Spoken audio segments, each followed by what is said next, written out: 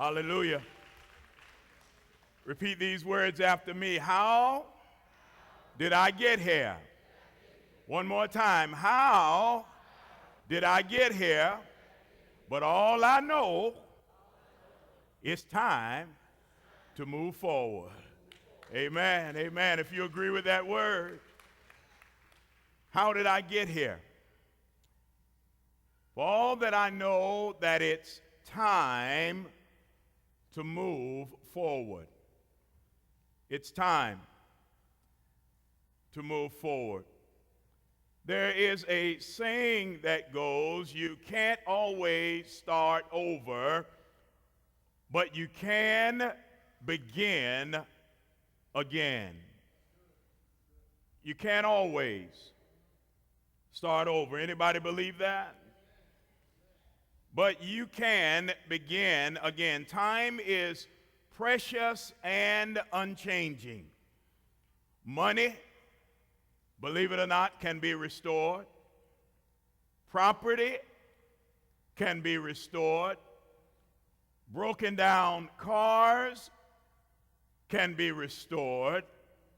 Old furniture can be restored. An old house can be restored. Relationships can even be restored. But one thing that we can't reach back and alter and or change is time. Time, as the old expression goes, waits for no one.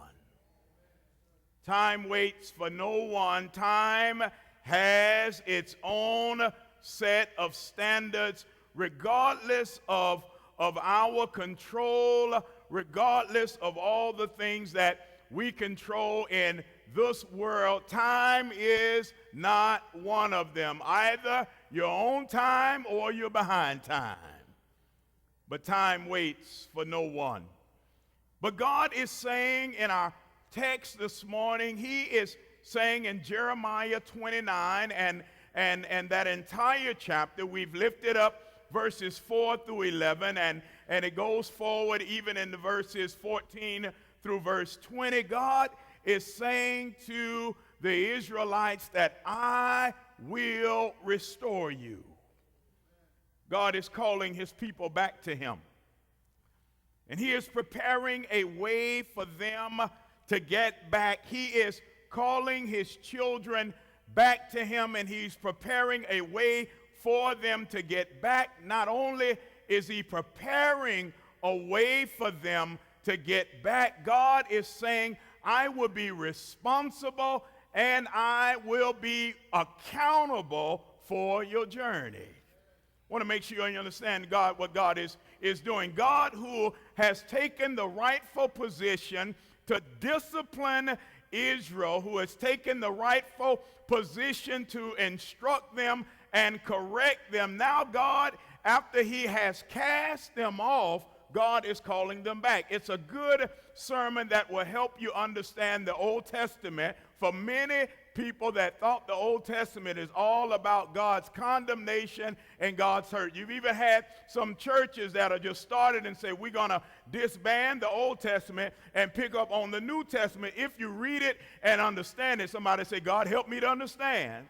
You see a God that not only punishes, but you see a God that relentlessly forgives and forgives and forgives. But sometimes, even though I'm ready to shout right there and just thank God that we have a God that forgives, but sometimes we've been taught only about God's punishment.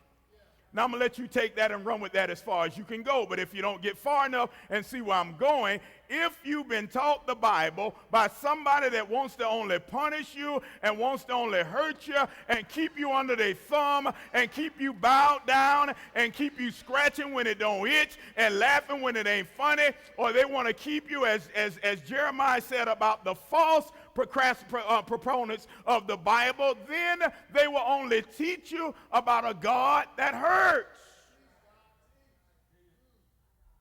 But just as sure as God sends them away, God calls them back.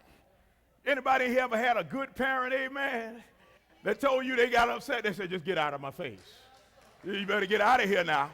Stuff about to fly. I ain't talking about them parents that, they reason with you, do what you want to do until things get really bad. No, I'm talking about good parenting that says about to get rough, get out of my face. And just as soon as you thought you were about to miss dinner, they say, all right, dinner served.